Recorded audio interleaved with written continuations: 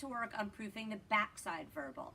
We are going to work on 2 elements of proofing the backside verbal. The first element is seeing if the dog can go to the backside and come back and take the jump. They'll end up doing a backside rap on this, and that's perfectly fine. Just use the backside verbal for now. Don't worry about the rap verbal. So the way to get started on this first element is you'll have the dog on the line facing the backside, just like what we've been doing, but you'll have your distraction action all the way out there. That gives the dog the chance to just go straight and not do the backside at all. The distraction will also be your reinforcement, because when the dog comes around the backside and goes over the jump, cue the dog to get it, which means they may go out and take that. So here's what this looks like. So I'm going to start with the dog in a sit on the line facing the backside, but I'm going to put the distraction way out ahead somewhere. Ready? Come here.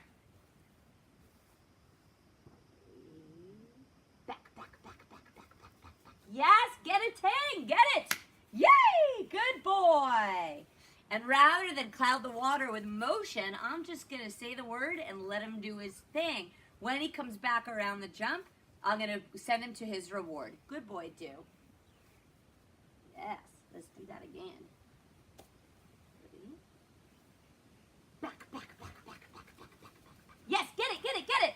Yay! He gets more confident every time he does it. This is hard. Come here, kid. Yay! Now, if they're doing pretty well, you can add a little bit of motion. Not much, but a little bit. So the dog will be on the same line. The toy will be in the same spot, thrown out straight ahead. You're just going to move a little bit. Now, when you add motion, make sure they can still see the wing, because if you're blocking the wing, they're just going to go to that distraction, even if you're saying the backside verbal. We're not going to show them bad handling yet. That's coming, but not yet. So you'll be here.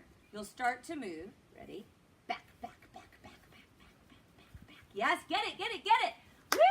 He says that was really hard. Oh my God, so hard. Now, if you remember in the original demos from the original verbals for slackers, this was not hard for him. The addition of a distraction makes things very, very different. So start just with that on this particular distraction action. Out. And if that goes well and they can go around the backside with something out there, we will move you further and further across the bar. And then we'll also move you further behind the dog, just like we did in the first verbals for slackers.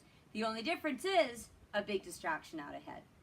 Now, the other distraction you can use on your backsides is put the toy out where it looks like we're rewarding front of the bar. And this will allow you to get the slice, because when the dog is going around the backside, you can slice them over the bar and send them out to get that toy. On this one, however, you're going to have to start the dog a little further back, so they have a little bit more choice between go to the back and go to the front, because that toy now is definitely looking like we want the front. This is what it looks like.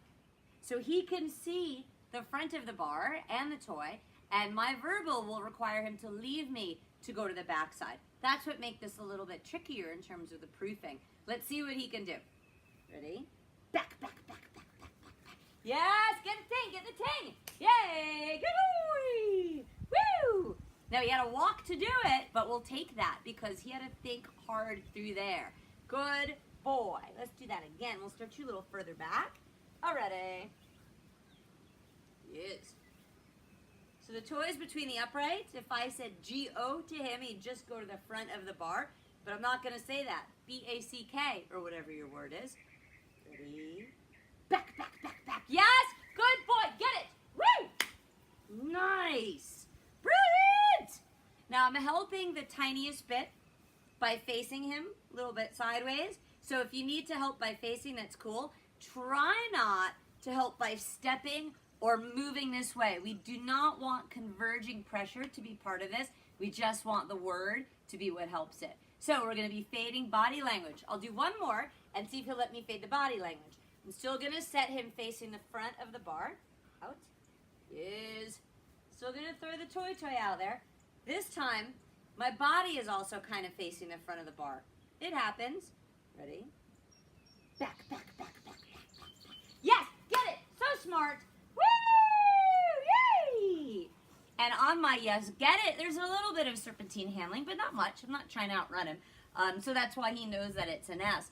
This is going to be a little bit challenging for some of the dogs. So take your time, work incrementally through, remembering that we do not want huge swooshes out to get the backside. We're trying to train that independent verbal. Have fun. Yay!